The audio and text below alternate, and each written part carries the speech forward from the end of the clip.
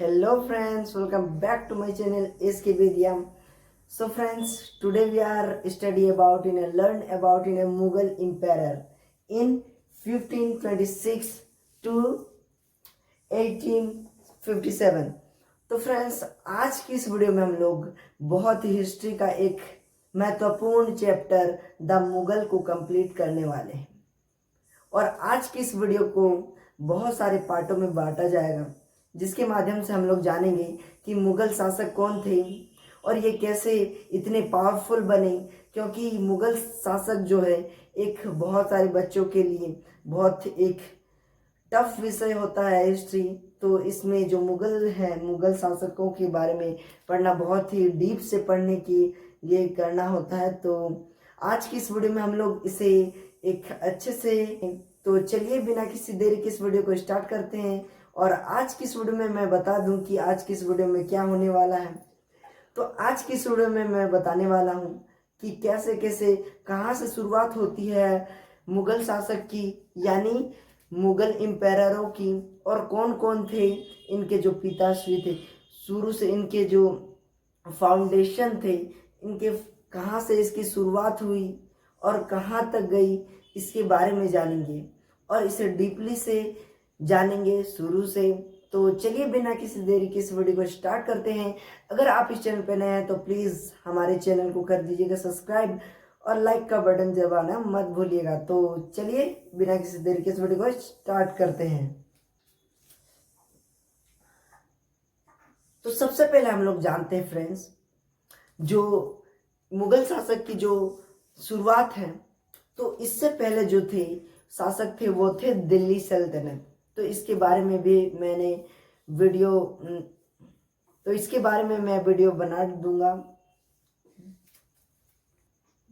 तो यहाँ की शुरुआत होती है मुगल एम्पायर की, तो इनकी शुरुआत होती है इब्राहिम लोदी को हराने के बाद। तो दिल्ली सल्तनत के जो लास्ट रूलर थे वो कौन थे? इब्राहिम लोदी। तो इब्राहिम लोदी को 1526 को यानी 1526 ईस्वी में पानीपत के फर्स्ट बैटल में किसने हराया था? बाबर ने उसे डिफेट किया यानी हरा दिया। उसके बाद से, हराने के बाद से वो क्या बन गए? वे शासक बन गए, यानी मुगल शासक का फाउंडर बन गए, फाउंडेशन। तो इन्होंने ही, इसीलिए बाबर को मुगल शासक के फाउंडर कहा जाता है, यानी फाउंडेशन ऑफ मुगल एम्पायर। तो इसे याद रखिएगा कि पूछा जाएगा कि who was the founder of Mughal empire? तो बाबर। तो ओके, तो यहाँ तक हो गया कंप्लीट। तो चलिए हम लोग देखते हैं आगे की। तो देखिए जो मुगल शासक है उसके जो सबसे पहला है वह है कि इसके फाउंडर कौन है? बाबर है। बाबर है फाउंडर। और इसके जो इसके Babur ancestors are divided into 2 great dynasties. तो देखिए जो बाबर के जो डायनास्टीज थे वो 2 बहुत बड़े बड़े ग्रेट डायनास्टीज में बढ़ गए, यानी एक हो गया मदर साइड और एक हो गया फादर साइड। तो इसे कंप्लीटली समझते हैं कि ये क्या है। तो देखिए जो मदर साइड में है वह है चंगेज खान और फादर साइड में अमीर तैमूर। तो इसे चलिए यहाँ पे बोर्ड पे समझते हैं। Let's see. तो देखिए जो बाबर एंसेस्टर्स थे वो कैसे, उनकी जो थी, तो देखिए वे ग्रेट डायनास्टीज में कैसे बटी। फर्स्ट था चंगेज खान एंड अमीर तैमूर। तो ये बहुत बड़े ग्रेट डायनास्टीज थे जिन्होंने, तो जो चंगेज खान है इनके बारे में मैं बता दूं, जो दिल्ली सल्तनत के बहुत ही पावरफुल एम्पायर थे जिन्होंने द मुगल इन्वेंशन के, इन्हीं से इनके जो फाउंडर थे वो थे चंगेज खान, यानी इन्हें चंगेज खान भी बोला जाता है, चंगेज खान बोला जाता है, लेकिन इंग्लिश में से चंगेज खान लिखा जाता है। ओके, तो मदर साइड में है चंगेज खान यानी Genghis Khan and father side में है अमीर तैमूर। तो अमीर तैमूर भी जो है वह एक दिल्ली सल्तनत के क्या है? शासक हैं। तो देखिए इन दोनों से ही मिलकर बना, फिर यहाँ से डेंसेंटन एंड मिर्ज़ा, मीरान शाह मिर्ज़ा, सुल्तान मोहम्मद मिर्ज़ा, सुल्तान अबू सईद मिर्ज़ा, उमद शेख मिर्ज़ा। तो इनके जो एंसेंटर थे वे एक ग्रेट डायनास्टीज में थे, इसीलिए उनके जो बड़े बड़े थे, यहाँ से फिर चंगेज़ खान के जो मदर साइड से, फिर यूनेस खान, फिर इन्हीं से बाबर आए। तो बाबर ने इन्वेशन किया मुगल शासक का, मुगल एम्पायर का, जिन्होंने कितना वर्ष से कितना वर्ष तक राज किया था, इसे भी आपको याद रखना होगा। 1526 से 1857 तक, यानी 1875 तक इन्होंने राज्य किया था, यानी शासनकाल था।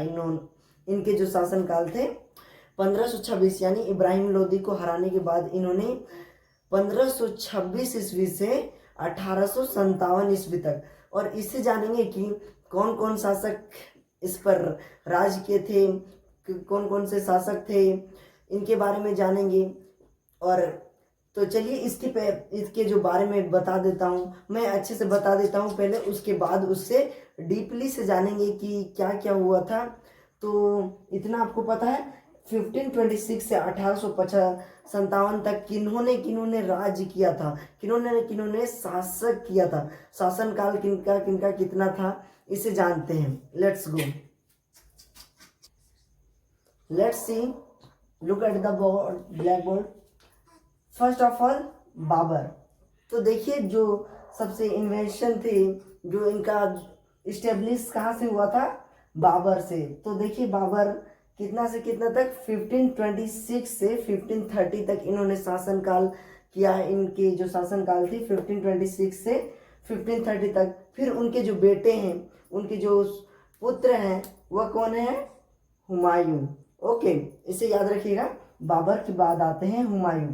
तो हुमायूं ने 1530 ईस्वी से 1540 ईस्वी तक इन्होंने शासन किया था। फिर से वे कहाँ से बने, 1555 से फिर 1556 तक इन्होंने फिर से शासनकाल को इन्होंने चलाया। और फिर इनके जो हुमायूं के जो पुत्र हैं वो हैं अकबर। तो हुमायूं के पुत्र अकबर ने 1556 ईस्वी से 605 ईस्वी तक इन्होंने अपना शासक काल चलाया। ओके, तो ये भी बहुत बड़े पावरफुल शासक थे। फिर उनके अकबर के बेटे जहांगीर थे। तो जहांगीर के जो शासनकाल है वह है 1605 से 1627 तक। उसके बाद जहांगीर के जो बेटे हैं वह है शाहजहां। शाहजहां ने 1627 ईस्वी से 1658 ईस्वी तक इन्होंने राज किया था। तो इन्हें हम शाहजहां बहुत ही प्रसिद्ध हैं, जो कि लाल किला को और ताजमहल को बनाने में इन्हीं का हाथ है, जिन्होंने, इसलिए ये कुछ ज़्यादा ही फेमस हैं। उनके जो शाहजहां के बेटे हैं वह है औरंगजेब। औरंगजेब, इन्हें आप आराम से याद रख सकते हैं। इन औरंगजेब के जो शासनकाल है वह है 1658 टू 1707। यानी देखिए औरंगजेब को कैसे याद रख सकते, देखिए और, यानी और का क्या होता है, एंड कलर पॉकेट,